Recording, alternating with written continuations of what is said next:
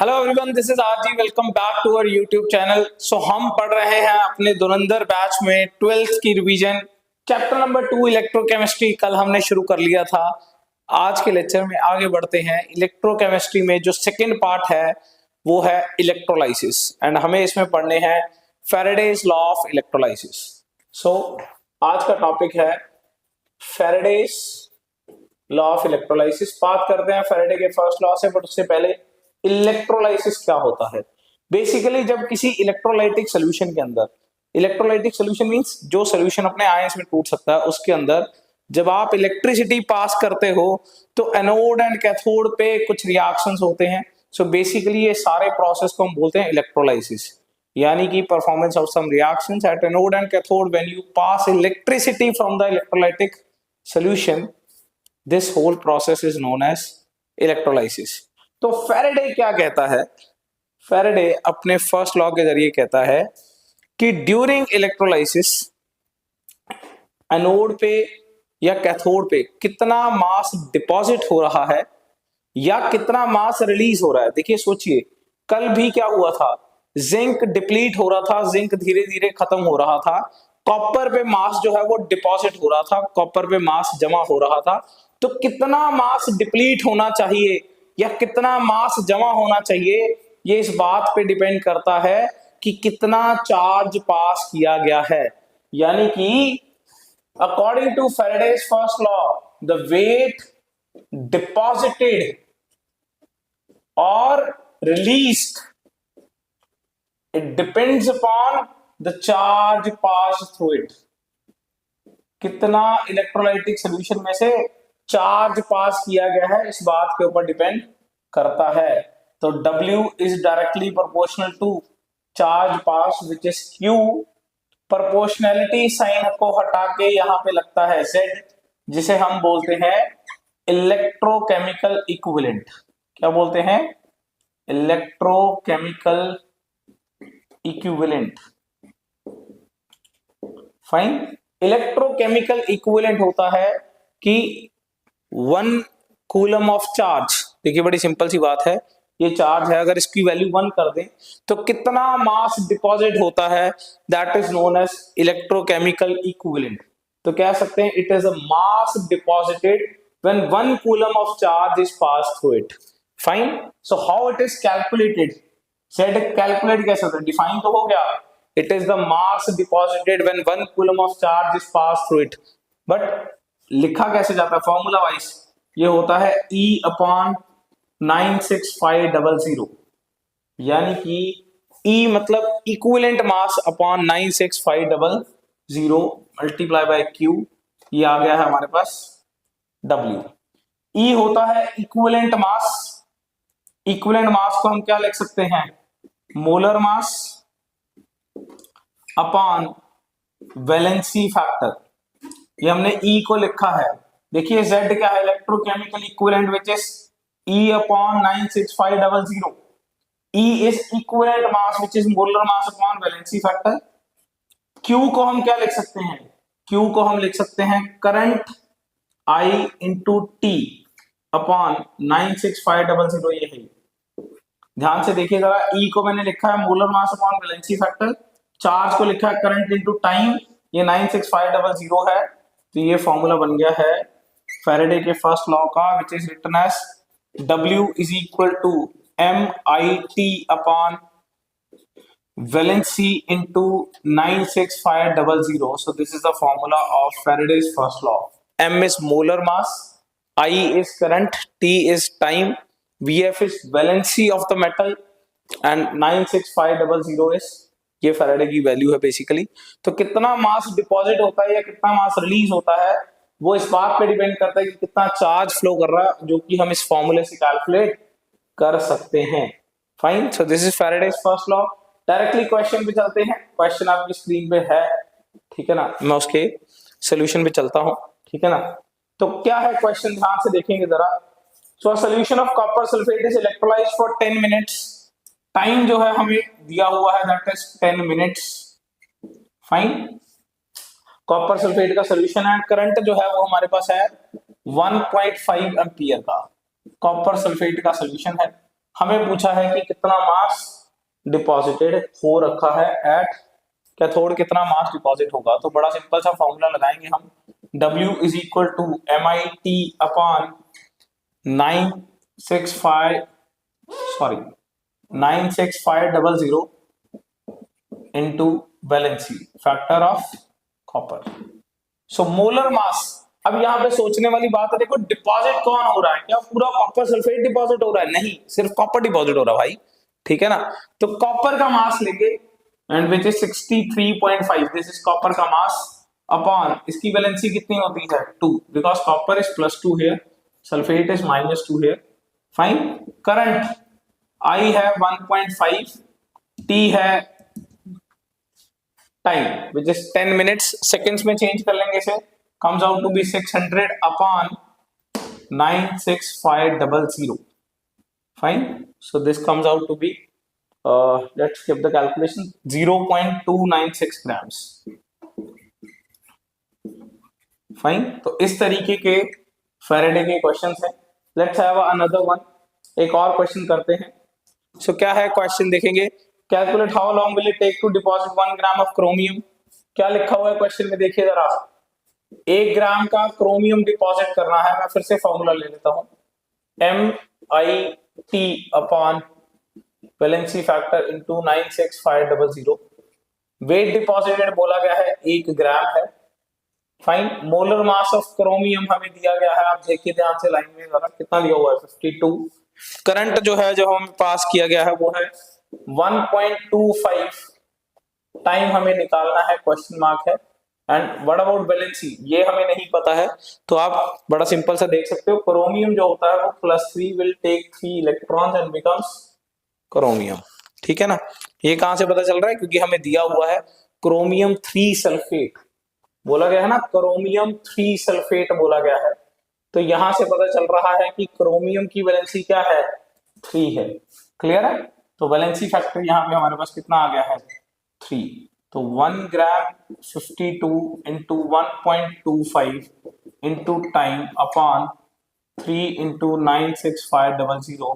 So if you calculate T, it is 4453.8 seconds, 4453.8 seconds. आपका मन है तो इसे मिनट्स या आवर्स में सॉल्व करके आप आंसर दे सकते हो। Fine, so this is basically Faraday's first law. आगे बढ़ते हैं फैराडेज सेकेंड लॉ पे।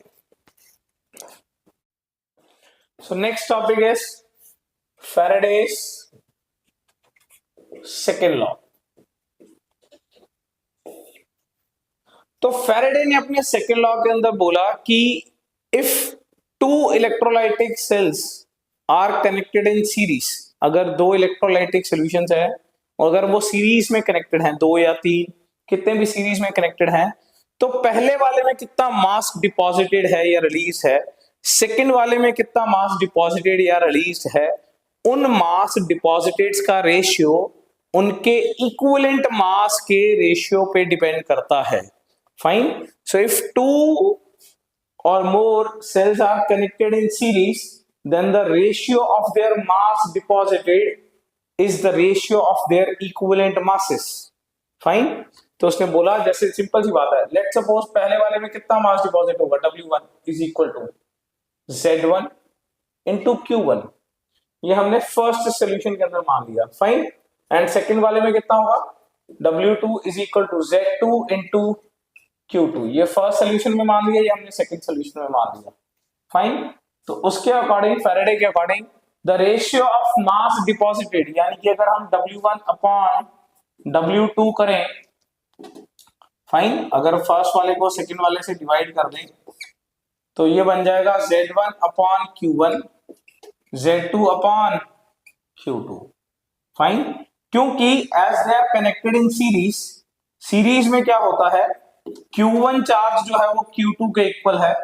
सो बेसिकली ये कट जाएंगे, तो हमारे पास क्या आ गया, W1 upon W2 is equal to Z1 upon Z2। Fine, so कह सकते हैं the mass deposited is in the ratio of their electrochemical equivalents. Now आगे सब्स्टिट्यूट करते हैं, W1 upon W2, W1 upon W2 is equal to Z1। Z1 क्या होगा, अभी अभी हमने लिखा था E1 अपॉन 96500। देखो ये है electrochemical equivalent, this is electrochemical equivalent, this is equivalent mass, this is E2 upon 96500। Fine, obviously ये 96500 कट गया है। सो W1 upon W2 mass deposited in the first one cell और mass deposited in the second cell, या sales लगा लो या solution कह सकते हैं। फाइन, ये क्या आ जाएगा E1 अपॉन E2। तो यही लॉ है, द मास डिपॉजिटेड का जो रेशियो है वो इक्विवेलेंट मासेस के रेशियो के इक्वल आएगा। This was the law of Faraday. Clear? हाँ, हम इसको अगर न्यूमेरिकल वाइज सॉल्व करना चाहते हैं तो हम इसे ऐसा भी लिखते हैं, W1 upon W2 is equal to, this one is molar mass 1 upon valency factor 1 and this is molar mass 2 upon valency factor 2. This is how we use it in the numericals. Numericals में हम अक्सर ऐसे use कर लेते हैं, ठीक है ना। Otherwise this was a law, ठीक है ना। दोनों ही अच्छे हैं, दोनों ही सही स्टेटमेंट्स आप कहीं भी यूज कर सकते हो। फॉर्मूले को समझते हैं, let's have a numerical to understand this. तो न्यूमेरिकल्स आपको स्क्रीन पे दिख रहे होंगे। 3 इलेक्ट्रोलाइटिक सेल्स लिए हैं मैंने ज्यादा बेटर अंडरस्टैंडिंग के लिए, 3 सेल्स ले ली हैं ABC। तो फर्स्ट वाले के अंदर क्या है, जिंक सल्फेट। ए वाले के अंदर क्या है, ZnSO4। बी वाले के अंदर मैंने लिया है AgNO3 एंड थर्ड वाले के अंदर मैंने क्या लिया है, CuSO4। क्लियर? तो steady current is pass through, they are connected in series. Steady current जो है वो 1.5 एम्पियर का पास किया है, आई जो है वो 1.5 एम्पियर की पास करी है। Clear? And 1.45 gram of silver is deposited in cell number B. Cell number B में 1.45 ग्राम का सिल्वर जो है वो डिपॉजिट हो गया है। हमें क्या निकालना है, how long did the current flow, आप देख सकते हो कितने समय के लिए करंट फ्लो हुआ है, ये निकालना है। एंड जिंक और कॉपर कितना कितना डिपॉजिट हुआ है, ये निकालना है। फाइन, तो देखो सबसे पहले तो फर्स्ट पार्ट को सॉल्व करते हैं, how long did the current flow. तो करंट के लिए तो वही फॉर्मूला लगेगा पुराना हमारा, क्या था, W is equal to MIT upon valency factor into 96500। Clear? तो वेट यहाँ हम सिल्वर के लिए क्वेश्चन सॉल्व करेंगे। सिल्वर का वेट है 1.45, molar mass of silver is 108, valency of silver here is, silver is +1, the whole nitrate is -1, so here the valency of silver is 1 into current कितना है 1.5, T हमें निकालना है अपॉन 96500। तो यहां से T सॉल्व हो क्या गया, which is 863 seconds, 863 seconds. This is the first part. अब सेकेंड पार्ट पे चलते हैं। फाइन, अब सेकंड पार्ट को करने के 2 वेज है हमारे पास। चाहे तो फिर से हम फॉर्मूला लगा लेते हैं MIT upon valency factor into 96500, ये भी एक फॉर्मूला लग सकता है। जैसे मान लीजिए कि mass of copper into current into time upon, इससे वेट ऑफ कॉपर निकल आएगा, valency factor into 96500। Mass of copper हमें पता है 63.5 होता है, करंट हमें पता है 1.5, टाइम अब निकल चुका है कितना 863, because they are connected in series. Same current के लिए सेम टाइम के लिए पास हुआ होगा एंड वैलेंसी फैक्टर इज 2, ये तो दिया ही हुआ है। ये एक तरीका है, बट ये तो फर्स्ट लॉ से ही आंसर निकाला हमने। अगर हम सेकंड लॉ को सीखना चाहते हैं तो क्या करेंगे, देखो फ्रॉम सेकंड लॉ, देखो क्वेश्चन कर दिया मैंने, आपको सिखा दिया, ये जैसे कॉपर के लिए निकल गया वैसे सिल्क के लिए भी निकल जाएगा। क्लियर? क्वेश्चन हो गया है, बट मैं आपको सेकंड लॉ से सिखाना चाह रहा हूं। ये weight of copper deposited upon weight of silver is molar mass of copper। देखिए ये वाला फॉर्मूला लगा रहा हूं, molar mass of copper into valency factor of copper, molar mass of Ag upon valency factor of Ag। तो weight of copper हमें निकालना है, सिल्वर का मास हमें दिया हुआ है 1.45 grams, molar mass of copper is 63.5, fine, and valency of copper is, कितनी है कॉपर की वैलेंसी 2 इनटू सिल्वर का mass, molar mass is 108 and valency factor of silver is +1। So if you solve the mass of copper, this is 63.5 into 1.45 divided by 2 divided by 108, which comes out to be 0.426 grams. Clear? तो similarly आपको solve करना है weight of zinc, और ये हमें comment section में लिख दीजिएगा वेट ऑफ जिंक कितना आ गया है। बिल्कुल सेम क्वेश्चन है, आप फर्स्ट लॉ से भी निकाल सकते हो और सेकेंड लॉ से भी ये क्वेश्चन सॉल्व कर सकते हो। Clear? So this is second law, Faraday का सेकेंड लॉ है ये। नेक्स्ट आगे चलते हैं। इस इलेक्ट्रोलाइसिस में हमें तीसरी चीज जो करनी होती है, सबसे इंपॉर्टेंट है, वो है जब हमने बिजली पास करी, इलेक्ट्रिसिटी पास करा, तो एनोड एंड कैथोड पे कौन से रिएक्शंस परफॉर्म हुए, that is product of electrolysis. Clear? But उससे पहले एक क्वेश्चन है छोटा सा, कई बार ऐसा क्वेश्चन आ जाता है, जैसे आप स्क्रीन पे देखिए आपके पास क्वेश्चन आया हुआ है, how many coulombs of electricity are required to do this particular step. F 1 mole का H2O, 1 मोल ऑफ H2O से O2 बनाने के लिए कितनी इलेक्ट्रिसिटी लगेगी। तो देखिए इसको अगर आप रिएक्शंस में लिखोगे तो रिएक्शन में ये बनता है 2H2O से O2 4H plus ion, and साथ में इसके आते हैं 4 electrons. Fine, this is how the full reaction ये लिखा जाता है। तो अगर आप देखो 2 मोल के लिए 4 इलेक्ट्रॉन्स लगे हैं, 1 मोल के लिए लगेंगे बेसिकली 2 इलेक्ट्रॉन्स, बट ये एक मॉलिक्यूल के लिए आ रहे हैं ना 2 इलेक्ट्रॉन्स। अगर मोल करना है तो 2 इलेक्ट्रॉन्स की बजाय हम कहेंगे 2 फैराडे चार्ज लगता है। क्लियर है? तो इस तरीके के क्वेश्चन में आप ध्यान रखेंगे थोड़ा सा। अगर आपको पूछा जाता है कि कितनी इलेक्ट्रिसिटी पास करें, कितने कूलम्स पास करें, ठीक है ना, तो आप सिर्फ और सिर्फ रिएक्शन में देख लिया करें कितने इलेक्ट्रॉन्स का चेंज है। 2 मोल के लिए 4 इलेक्ट्रॉन्स का चेंज है, तो 1 मोल के लिए कितने इलेक्ट्रॉन का चेंज आएगा, 2 का, क्योंकि हमें आंसर मोल्स के लिए करना है, मॉलिक्यूल्स के लिए नहीं करना। तो 2 इलेक्ट्रॉन्स को 2 फैराडे बोला है, और अगर कूलम्स में चार्ज पूछा है तो 2 into 96500 कूलम्स करके आंसर सॉल्व करके आना है। फाइन, जितने इलेक्ट्रॉन एक्सचेंज, कितना रिएक्शन में इलेक्ट्रॉन्स का एक्सचेंज हो रहा होता है, उतनी ही बिजली बेसिकली पास हो रही होती है। क्लियर? बस इतना ध्यान रखें कि ये इलेक्ट्रॉन्स मॉलिक्यूल्स के लिए हैं, मोल्स के लिए पूछा जाएगा तो उस इलेक्ट्रॉन्स को फैराडे बना लें। फाइन, ये 4 से 2 कैसे हो गया, क्योंकि ये 2 मॉलिक्यूल्स के लिए था 4, 1 के लिए आया 2, क्योंकि मोल था तो 2 इलेक्ट्रॉन से क्या बन गया 2 फैराडे, एंड फैराडे को कूलम्स में करना है तो 1 फैराडे कितना होता है 96500 कूलम्स। क्लियर है? तो इस चीज का ध्यान रखेंगे। चलते हैं प्रोडक्ट ऑफ इलेक्ट्रोलाइसिस पे।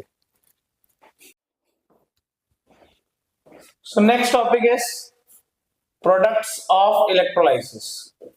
प्रोडक्ट्स ऑफ इलेक्ट्रोलाइसिस यानी कि जब हम किसी इलेक्ट्रोलाइटिक सॉल्यूशन के अंदर इलेक्ट्रिसिटी पास करते हैं तो कैथोड एंड एनोड पे कौन कौन से रिएक्शंस होते हैं। फाइन, तो प्रोडक्ट ऑफ इलेक्ट्रोलाइसिस में सबसे पहले हम लेते हैं H2O, यानी कि एक एक्वस सॉल्यूशन का इलेक्ट्रोलाइसिस करते हैं तो क्या होता है। देखिए रिएक्शंस आप देख सकते हो, आपके एनसीईआरटी का एक्सरसाइज का बिल्कुल लास्ट क्वेश्चन है, तो आप उसमें देख सकते हो ये क्वेश्चन किस तरीके से आता है। काफी अच्छा क्वेश्चन है जो पूछा जाता है। मैं आपको बेसिकली कोर कंसेप्ट बता रहा हूँ, फुल रिएक्शन आप वहां से याद रख सकते हो। अगर हम देखो पानी का इलेक्ट्रोलाइसिस करते हैं तो पानी में 2 किस्म के आयंस होते हैं, H plus ion and OH ion. There is no competition. Otherwise इसमें बड़ा इजी है ये समझना कि कल वाली एक बात समझनी है, more is the value of SRP, more easily it will reduce itself. ये अपने आप को रिड्यूस बढ़िया करेगा एंड ऑक्सीडाइज अदर्स बढ़िया करेगा। फाइन, तो जितनी अच्छी SRP होगी उतनी अच्छी उसकी सेल्फ रिडक्शन होगी। क्लियर है? तो पानी जो है वो H प्लस आयन देता है और OH आयन देता है। यहाँ पे कोई कंपटीशन नहीं है, ये बंदा इलेक्ट्रॉन लेना चाहता है। इलेक्ट्रॉन लेने को हम बोलते हैं gain of electron, and gain of electron कहाँ होता है, कैथोड पे। सो बेसिकली कैथोड पे हाइड्रोजन जाएगा और इलेक्ट्रॉन्स लेके क्या बन जाएगा H2। आपको एक रिएक्शन लिख के दिखाता हूँ, आपको ये ऐसे लिख के आना है कि कैथोड पे ऐसा होगा। फाइन, इन केस जब आप कैथोड लिख रहे हो तो, ठीक है ना। एंड एनोड पे क्या होगा, दिस बंदा will want to give electron, basically loss of electron होना है यहाँ पे, ठीक है ना। एंड लॉस ऑफ इलेक्ट्रॉन किस पे होता है, एनोड पे, एंड एनोड पे ये O2 बनेगा। फाइन, ओवरऑल रिएक्शन कैसे होता है, 4OH माइनस आते हैं, O2 बनाते हैं और H2O बनाते हैं, साथ में 4 इलेक्ट्रॉन्स लूज होते हैं। Clear, so this is the overall reaction. Balance करने के लिए आप ऐसा कर सकते हो कि जैसे यहाँ पे 2 है, यहाँ पे 4 है, तो इस रिएक्शन को 2 से मल्टीप्लाई करके आप ये ओवरऑल रिएक्शन लिख सकते हो। क्लियर, उससे इलेक्ट्रॉन्स जो है वो कट जाएंगे और आपके पास नेट पानी के इलेक्ट्रोलाइसिस से क्या बना है वो आ जाएगा। फाइन, बट ये आप कर लीजिएगा, मैं आपको कोर कॉन्सेप्ट समझाना चाहता हूं कि प्रोडक्ट ऑफ इलेक्ट्रोलाइसिस करते कैसे हैं। ये तो पानी के लिए हो गया, पानी के लिए काफी इजी है, उसका रीजन है बिकॉज यहाँ पे सिर्फ एक एक ही आयन है। अब अगर मान लीजिए कि एक्वस NaCl, यानी कि जिसे हम ब्राइन सोल्यूशन कहते हैं, ठीक है ना, तो एक्वस मतलब H2O एंड NaCl। अब H2O के दो आयन्स हैं, H+ ion and OH ion, इसके भी दो आयन्स हैं, Na+ and Cl-। They both want to take electron, दोनों ही कैथोड पे जाकर अपनी क्या कराना चाहते हैं, रिडक्शन। ये दोनों बंदे रिडक्शन कराना चाहते हैं, तो कौन पहुंचेगा कैथोड पे जल्दी बताइए। इसकी SRP अच्छी है, और SRP का कैसे पता चलता है, कल हमने बात करी थी, एक इलेक्ट्रोकेमिकल सीरीज होती है। फाइन, अब हम कैसे याद रखेंगे, तो देखो ये मैंने कल भी बताया था, ये रिएक्टिविटी सीरीज का रिफ्लेक्शन सही है, ये इस बंदे का रिडक्शन जल्दी होगा, वरना समझिए ये हल्का है जल्दी पहुंच जाएगा, पर ये हर जगह नहीं लगता ये कॉन्सेप्ट। फाइन, मरकरी, कॉपर, चांदी, सोना, इन सबको छोड़ के बाकी सब मेटल्स के केसेस में hydrogen will reach at cathode more easily. इसकी SRP तकड़ी है, मैंने ऊपर लिख दिया core concept, this is the core concept. जिसकी SRP अच्छी है, it will take electron and become hydrogen. Balance अब आप कर लीजिएगा। अब इन दोनों में से जिसकी SOP अच्छी है, ये कहां हुआ, कैथोड पे। इन दोनों में से जिसकी SOP अच्छी है, इसे मैंने ऐसे याद रखा हो, इन दोनों में से जो हल्का है वो जल्दी पहुंच जाएगा, इन दोनों में से जो, ये तो दो लोग हैं, ये सिंगल है, सिंगल भाग जाएगा, हल्का ये H, ये वही H है। अब इसको अपनी मोटी बीवी को उठा के भागना है, ये नहीं भागेगा भाई, ये तो दब गया, ये पहुंच जाएगा, इसको पहुंचना मुश्किल है, ये पहुंच जाएगा, क्लोरीन बन जाएगा, विल गिव इलेक्ट्रॉन। बैलेंस कर लीजिएगा, जैसे ये मैं कर देता हूँ बैलेंस, यहाँ पे भी हाफ H2, साथ में ये सोल्यूशन में बचा रह जाएगा NaOH। क्या बचा, क्या है, हम कम मायने रखता है, एनोड एंड कैथोड पे क्या बन रहा है, ये हमें ज्यादा मायने रखता है। Fine, let's have another example. मान लीजिए एक्वस BaCl2 है। अब आप समझ सकते हो, aqueous means H2O, BaCl2 is BaCl2। पानी जो है वो टूट के क्या देगा, H+ ion and OH ion, ये टूट के क्या देगा, Barium+2 एंड Cl-, 2Cl- होगा, वो कोई दिक्कत नहीं है, balancing is not a issue. ये दोनों बंदे भाग के कैथोड पे अपने आप को रिड्यूस कराना चाहते हैं, रिडक्शन कराना चाहते हैं, इलेक्ट्रॉन गेन करना चाहते हैं, कौन जल्दी पहुंचेगा, हाइड्रोजन पहुंचेगा भैया। यानी कि कैथोड पे क्या हुआ, हाइड्रोजन बना, एंड एनोड पे क्या हुआ, ये जल्दी पहुंचेगा, क्या बनेगा, क्लोरीन। क्लियर है, fine, let's have some other examples. तो चलिए कुछ और एग्जांपल्स करते हैं, जैसे डाइल्यूट H2SO4। अब जो डाइल्यूट H2SO4 है, देखिए बड़ा सिंपल सी बात है, डाइल्यूट मतलब इसमें पानी है, H2SO4 है, डाइल्यूट ने दिया H+ ion and OH ion, and H2SO4 ने दिया H+ आयन एंड HSO4- या फिर SO4-2। अब इन दोनों में से तो कोई दिक्कत ही नहीं है, दोनों सेम ही है, कौन बंदा कैथोड पे जल्दी पहुंच जाएगा, हाइड्रोजन, एंड इन दोनों में से एनोड पे ये जल्दी पहुंच जाएगा, क्या बना देगा, ऑक्सीजन। यानी कि डाइल्यूट के केस में तो बेसिकली इलेक्ट्रोलाइसिस हुआ ही पानी का, H2SO4 का हुआ ही नहीं। हाँ, अगर कंसंट्रेटेड H2SO4 होता तो हम H2SO4 को ही मानते, ये H+ आयन है, ये HSO4- है, It will take electron and become hydrogen at cathode, and it will lose electron. It will lose electron at anode and become H2S2O8 plus 2 electrons. अगर मैं इसको दो दो मान लूं तो चलिए मैं इसे दो दो मान लेता हूं, बैलेंस कर देते। Clear? So this is the case of H2SO4। But एक और बहुत अच्छा केस है जो मैं आपको समझाना चाहता हूं, वो है aqueous copper sulfate and aqueous copper sulfate। दो केस हैं बिल्कुल सेम, बट यहां यूजिंग प्लेटिनम इलेक्ट्रोड है एंड यहां यूजिंग कॉपर इलेक्ट्रोड है। इसका मतलब क्या है कि इलेक्ट्रोलाइसिस के दौरान जो वेसल है हमारा, बेसिकली मान लीजिए ये वेसल है, इसमें कैथोड है, एनोड है, आपने बिजली पास करी, तो ये जो इलेक्ट्रॉन्स हैं ये प्लेटिनम के हैं इस केस में, तो एंड इस केस में क्या है, कॉपर के हैं। तो अब क्या होगा, तो ध्यान से समझेंगे जरा। aqueous copper sulfate using platinum electrode and using copper electrode। Fine.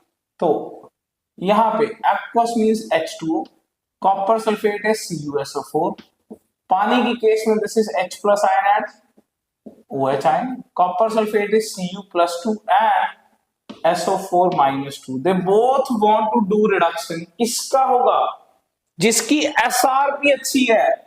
कोई हल्के भारी ना बोलिए भाई, SRP अच्छी है, जिसकी इसकी SRP अच्छी है, ये 0 है, ये तो रेफरेंस है, ये 0.34 प्लस में होता है, इसकी SRP अच्छी है। वैसे ही मैंने बोला आपको, मरकरी, कॉपर, चांदी, सोना, ये चारों लोगों की SRP याद रखें हाइड्रोजन से अच्छी है, ये बंदा जीतेगा। Will take 2 electron and become copper, cathode पे ये वाला रिएक्शन होगा, एंड एनोड पे इन दोनों में से ये वाला होगा। क्यों? अरे ये मल्टी एटॉमिक आयन है, ये थोड़ा सा इतना ज्यादा मल्टी एटॉमिक नहीं है, ये ऑक्सीजन क्रिएट करेगा एनोड पे। फाइन। क्यों? क्योंकि ये यूजिंग प्लेटिनम इलेक्ट्रोड है। मतलब कल भी मैंने बात करी थी आपको, प्लेटिनम इलेक्ट्रॉन्स क्या लेन देन में परफेक्शन लाने के, प्लेटिनम का खुद का कोई रोल नहीं है, वो सिर्फ इलेक्ट्रॉन के फ्लो को स्मूथ बनाता है। यहां ये पंगे नहीं लेगा, और यहां कॉपर पंगे लेगा। क्या कहेगा, OH कहेगा मैं एनोड पे जाके ऑक्सीडाइज होना चाहता हूं, ये कहेगा मैं एनोड पे जाके ऑक्सीडाइज होना चाहता हूं, पर कॉपर क्या कहेगा, चाहे जो मर्जी बंदा आके ऑक्सीडाइज होना चाहता है, रॉड हमारे हैं, इलेक्ट्रोड्स हमारे लगे हुए हैं, ऑक्सीडेशन भी हमारा होगा, रिडक्शन भी हमारा होगा। याद रखें, यूजिंग कॉपर में यहां पे प्रेफरेंशियल रिडॉक्स होती है। क्या होती है? प्रेफरेंशियल रिडॉक्स रिएक्शन होती है, यानी कि ऑक्सीडेशन भी कॉपर का होगा एंड रिडक्शन भी इस केस में कॉपर का ही होगा। ये ध्यान रखने वाली बात है, दिस इज समथिंग यूनिक। यहां तक तो वही रूल्स लग रहे हैं, more is the value of SRP, more easily it will reduce itself. Clear है? कोई दिक्कत? इसमें और भी एग्जांपल्स आते हैं, जैसे AgNO3 using platinum electrode, AgNO3 using Ag electrode, आप पढ़ सकते हो।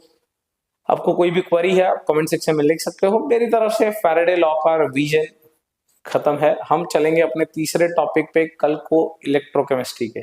टिल देन लगे रहिए, गुड लक।